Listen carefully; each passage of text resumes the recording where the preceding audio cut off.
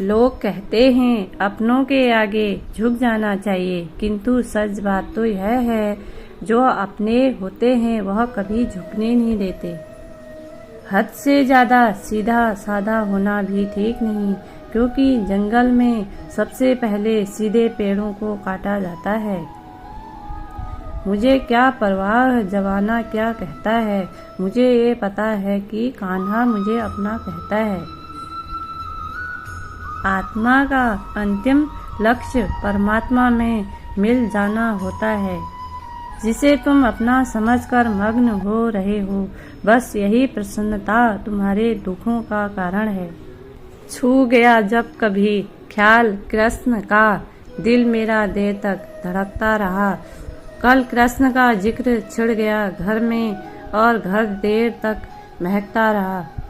संसार के संयोग में जो सुख प्रतीत होता है उसमें दुख भी मिलता रहता है, परंतु संसार के वियोग से सुख दुख से अखंड आनंद प्राप्त होता है।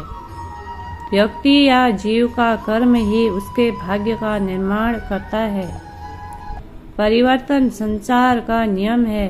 कल जो किसी और का था आज वो तुम्हारा है, कल वो किसी और का होगा। भूत और भविष्य में नहीं, जीवन तो इस पल में है, अर्थात वर्तमान का अनुभव ही जीवन है। आप जीवन से कुछ नहीं सीखते हैं यदि आपको लगता है कि आप हर समय सही है। चिंतन हो सदा इस मन में तेरा, चरणों में तेरे मेरा ध्यान रहे। चाहे दुख में रहूं चाहे सुख में रहूं, होठों पे सदा तेरा नाम रहे। जीवन में इतना तो संघर्ष कर लेना चाहिए कि अपने बच्चे का आत्मविश्वास बढ़ाने के लिए दूसरों का उदाहरण न देना पड़ेगा। मुझे जानने का केवल एक ही तरीका है।